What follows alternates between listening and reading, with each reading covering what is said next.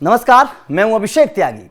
बरेली हिंसा के बाद अब लगातार बड़े बड़े खुलासे हो रहे हैं। जिस तरीके से पूरा प्लान बनाया गया था, एक प्लान को अंजाम दिया गया था। पहले 60-70 लोगों को मैसेज भेजा जाता है, फिर 1600 लोग इकट्ठे हो जाते हैं। तंजीम नाम का जो एक गुर्गा मैं कहूँगा या चेला कहूँगा मौलाना तोकीर रजा का, वो इस पूरे काम को अंजाम देता है। हालांकि पुलिस ने अब तमाम लोगों को गिरफ्तार कर लिया है, पकड़ लिया है और उन पर एक्शन किया जा रहा है। उन पर लगातार एक्शन की अब तैयारी हो चुकी है, लेकिन बहुत बड़ी रिपोर्ट्स अंदर की सामने आई हैं। ये बहुत बड़ी साजिश थी, बहुत बड़ी साजिश थी। मैं यहां पर एक बात कहना चाहूंगा कि बरेली को योगी सरकार ने बचा लिया, वरना ये बरेली जलने वाली थी। ये बरेली को दहलाने की पूरी तैयारी हो चुकी थी। बहुत बड़े लेवल पर बरेली को दहलाने की तैयारी हो रही थी। आप तस्वीरों को देख सकते हैं किस तरीके से बरेली में इकट्ठा हजारों की भीड़ इकट्ठा हो जाती है।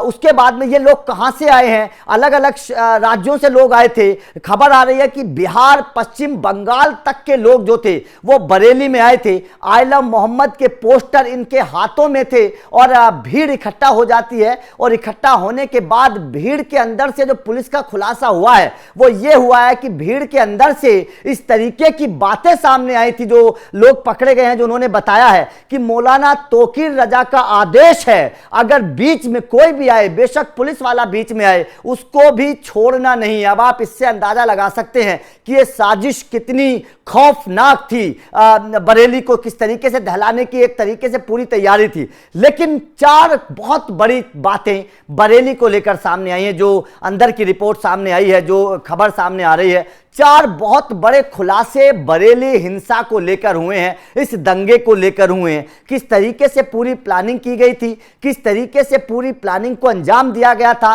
क्या क्या इन लोगों की मंशा थी, क्या इन लोगों की सोच थी, ये पूरी खबर जो है सामने है। जब आप भी इस प्लानिंग के बारे में सुनेंगे तो आपको एहसास हो जाएगा कि भाई साहब ये कोई छोटा मोटा हंगामा नहीं था। इस हंगामे के पीछे एक बहुत बड़ी खौफनाक साजिश मौलाना तोकीर रजा ने बनाई हुई थी। मौलाना तोकीर रजा जो भाई साहब विधायक बनने का सपना देख रहा था साल 2027 में, जिसको यूपी विधानसभा में चुनाव में टिकट चाहिए था। यह सपना था मौलाना तोकीर रजा का कि मैं मुसलमानों का रहनुमा बनकर दिखाऊं, मुसलमानों के दिल में जगह बनाऊं, उनका प्यारा दुलारा बन जाऊं, इस तरीके का हंगामा करवा के और भाई साहब मुझे टिकट मिल जाएगा। लेकिन भाई साहब ये उल्टा पड़ गया, मौलाना तोकीर रजा के ऊपर ये उल्टा पड़ गया।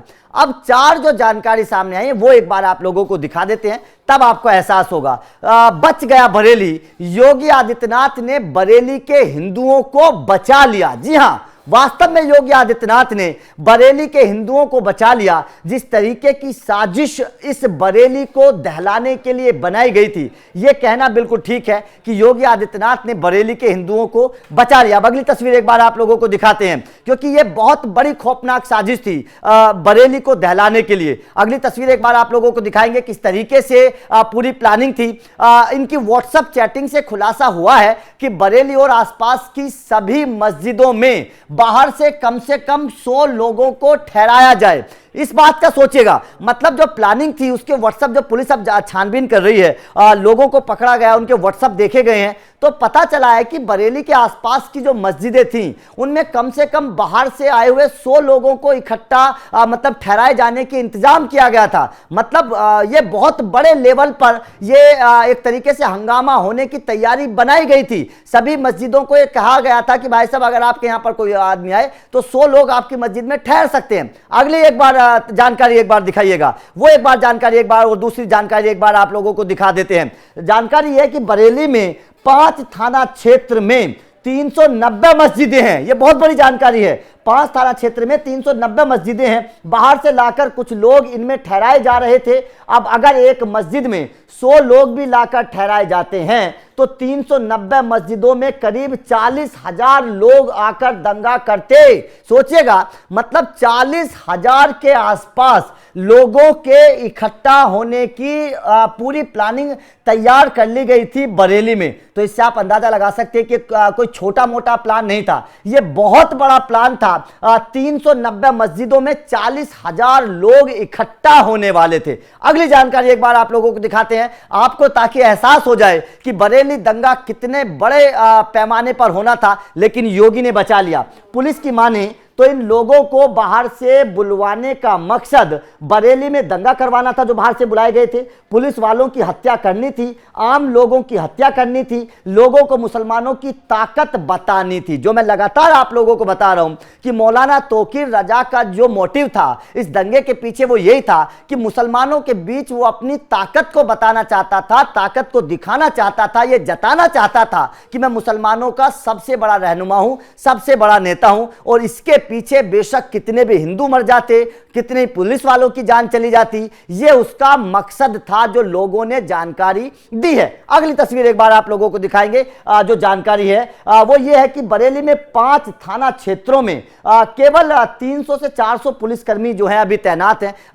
उसके अलावा 40,000 लोगों का मतलब एक पूरी सेना, मतलब 400 पुलिसकर्मी 40,000 लोगों का सामना कैसे करते। बस आप इस बात को अंदाजा लगाइए, इस बात से आप अंदाजा लगा सकते हैं और ये सोच सकते हैं कि भाई साहब कितने बड़े लेवल पर ये पूरी प्लानिंग थी। ये प्लानिंग पहले स्टेज पर ही रोक दी गई। अगर इस प्लानिंग को बढ़ने दिया जाता, इस दंगे को बढ़ने दिया जाता, तो भाई साहब ये दंगा बहुत बड़े लेवल पर तबाही मचाने वाला था, बहुत बड़े लेवल पर तबाही मचाने वाला था। 40,000 लोगों को कैसे 400 पुलिसकर्मी रोकते। अब इस दंगे में पुलिस वालों की भी जान जाती, इस दंगे में बेगुनाहों की भी जान जाती, इस दंगे में मार्केट में जो लोग थे उनकी भी जाने जाती, इस दंगे में कितना जानमाल का नुकसान होता, ये आप अंदाजा लगा सकते हैं। तो जाहिर तौर पर इससे आप पता लगा सकते हैं ये जो 4 जानकारियां हाथ लगी हैं, ये बहुत बड़ी जानकारियां हैं। जिस तरीके से बरेली में पूरा प्लानिंग जो थी बनाई गई थी,